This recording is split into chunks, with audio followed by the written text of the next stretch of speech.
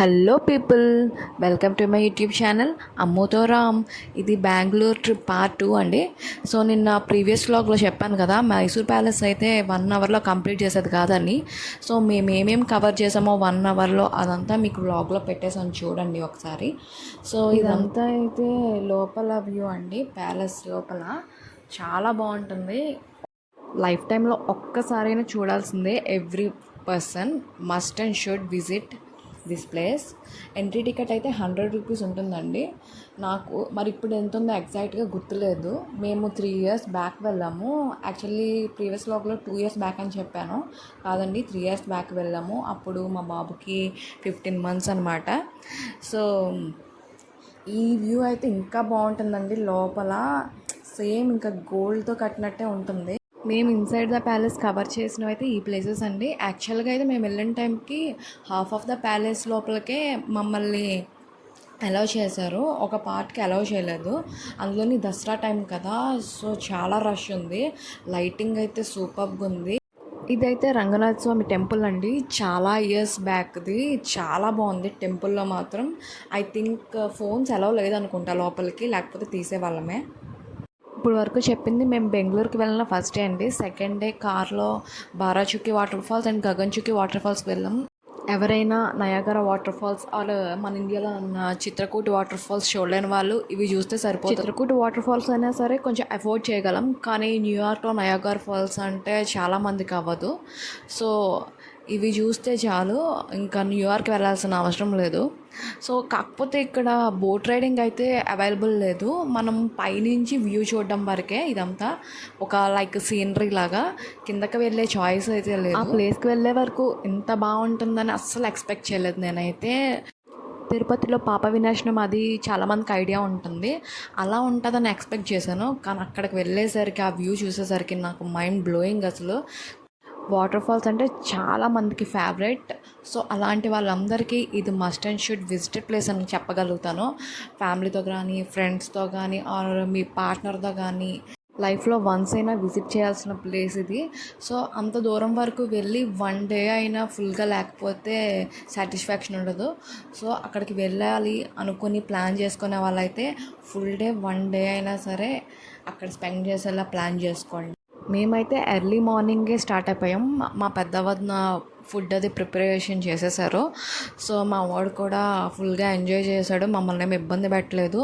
So పిల్లలతో వెళ్తే ఇదొకటి ఇబ్బంది కదండి, పిల్లలు కోఆపరేట్ చేస్తే మనం కూడా ఎంజాయ్ చేయొచ్చు. ఆ ప్లేస్కి వెళ్ళామన్న సాటిస్ఫాక్షన్ ఉంటుంది మనకి.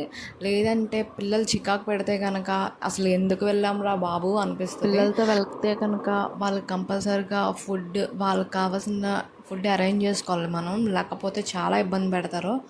పాలు కానీ, బిస్కెట్స్ కానీ, ఆర్ ఎయిదర్ వాళ్ళు ఏది తింటే అది కంపల్సరీగా మనం క్యారీ చేయాలి.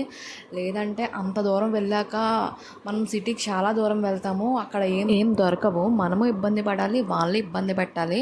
సో మనం ఇంట్లోనే ప్రికాషన్స్ తీసుకుంటే మంచిది. నెక్స్ట్ అయితే మేము కావేరీ నది దగ్గరికి వెళ్ళిపోయాం. బెంగళూరులో ఒకే ఒక్క రివర్ ఉంది, అది కూడా కావేరీ నది.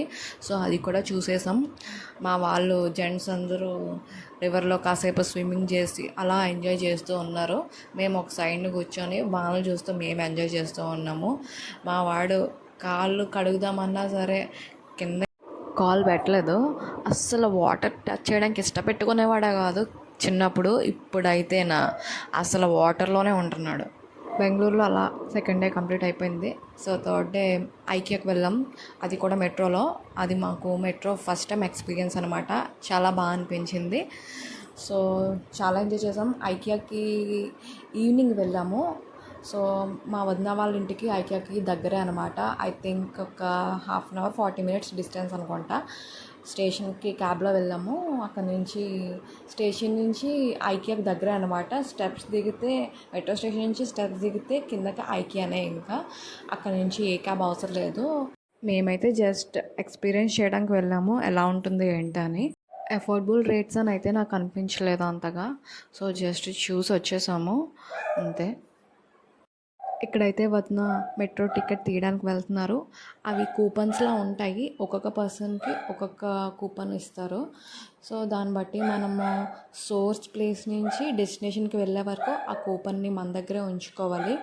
సో ఇక్కడైతే మేము అక్కడ పక్కనే బెంగళూరు ఈస్ట్ స్టేషన్ ఉంటే దాని గురించి మాట్లాడుకుంటున్నాం నేను మా హస్బెండ్. వీళ్ళైతే టికెట్స్ తీసేశారు.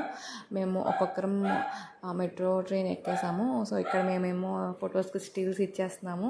ఇంకా ఎక్కడికి వెళ్ళినా సరే ఫొటోస్ తీసుకోకుండా ఉండలేము. అది కూడా ఫస్ట్ టైం మెట్రో ఎక్స్పీరియన్స్ అంటే ఫొటోస్ తీసుకోకుండా ఉంటామా. ఇక్కడ మా చిన్న వదిన వాళ్ళ బాబేమో వెల్కమ్ టు మెట్రో స్టేషన్ అని అంటున్నాడు. మా హస్బెండ్ ఏమో నువ్వు కూడా చేయ వాళ్ళగా అని అంటున్నారు. మా చెరి బాబు కూడా మెట్రో ఎక్స్పీరియన్స్ బాగా ఎంజాయ్ చేశాడు. మేము ఎత్తుకుంటామన్నా సరే అసలు మా దగ్గర ఉండేవాడు కాదు. కిందకి దిగిపోతానని చెప్పి ఫుల్ డ్యాన్స్ చేసేవాడు. సో నాకు అక్కడ బ్యాక్ సైడ్ ఇస్కాన్ టెంపుల్ కనిపించింది. వదినకి చూపించి అడుగుతున్నాను, వదిన అది ఇస్కాన్ టెంపులా అని చెప్పేసి. వదినకి కూడా ఐడియా లేదంట అది ఇస్కాన్ టెంపులా కాదా అని చెప్పి. నాకైతే ఇస్కాన్ టెంపుల్ చూడకుండా బెంగళూరు నుంచి వెళ్ళిపోతున్నాం అనిపించింది. సో ఆ ప్లేస్ మిస్ అయ్యాము. నెక్స్ట్ టైం బెంగళూరు వెళ్ళేటప్పుడు కంపల్సరీగా విజిట్ చేస్తాము. నాకు ఇస్కాన్ టెంపుల్స్ అంటే చాలా ఇష్టం. ఎక్కడున్నా సరే కంపల్సరీగా విజిట్ చేస్తాను ఇస్కాన్ టెంపుల్స్ అనేవి. ఎక్కడైతే ట్రైన్ వెళ్ళిపోతుంటే అక్కడ నుంచి సెల్ఫీ దిగుతున్నాము. కొంచెం ఆ క్రేజీనెస్ ఉంటుంది కదా ఫస్ట్ టైం ఎక్స్పీరియన్స్ అంటే. సో అవి ఎంజాయ్ చేస్తున్నాం అన్నమాట మేము. సో ఇది ఐకియా గురించి అండ్ మా బెంగళూరు ట్రిప్ గురించి అన్నమాట. మేము బెంగళూరులో అయితే 5 days స్టే ఉన్నాము. అందులో 3 days ఇలానే గడిచిపోయాయి. 1 day ఏమో దసరా అయిపోయింది. అప్పుడు ఆ రోజు ఎక్కడికి వెళ్ళలేదు. దసరా రోజు ఇంట్లోనే స్పెండ్ చేసాము అందరం కలిసి. లాస్ట్ డే ఏమో అదే మేము రేపు బయలుదేరుతామనగా ముందు రోజు శివాజీ నగర్ వెళ్ళాము. అక్కడ మార్కెట్ ఉంటుంది, ఏమైనా థింగ్స్ తీసుకోవచ్చు అని చెప్పి. సో ఫస్ట్ టైం బెంగళూరు వచ్చాము కదా, మా వాళ్ళకి ఏమైనా తీసుకుందాం గిఫ్ట్స్ లాగా అని చెప్పేసి అని వెళ్ళాము. కాకపోతే నాకు అంత రీజనబుల్ అనిపించలేదు. క్వాలిటీ కూడా అన్నీ తక్కువే ఉన్నాయి. అక్కడ అన్నీ bags, trolley bags, hand bags ఇంకా చాలానే ఉంటాయి ఇంకా. సో నాకైతే అంత అఫోర్డబుల్ అనిపించలేదు. బార్గెన్ కూడా అక్కడ చేయనివ్వలేదు, ఫిక్స్డ్ ప్రైసెస్లో పెట్టేశారు. నాకైతే అంత ఇక ఏం తీసుకోవాలనిపించలేదు. శివాజీనగర్లో వీడియో క్లిప్స్ ఏం తీయలేదు, అందుకే ఇక్కడ ఏం పెట్టలేకపోతున్నాను.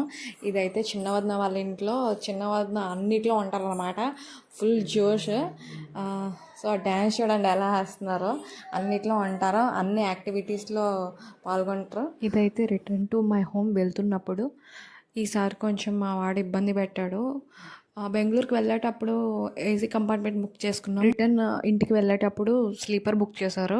సో కొంచెం ఇబ్బంది పెట్టాడు ఆ టైంలోని. ట్రైన్ కూడా 1 hour లేట్ చేశాడు. సో అప్పుడు అనిపించింది అఫోర్డ్ చేయగలిగితే కనుక ఏసీ కంపార్ట్మెంటే తీసుకోవాలని చెప్పి. This is my Bengaluru trip vlog. If in case మీకు వీడియో నచ్చినట్లయితే please like, share, comment and subscribe. Thank you all.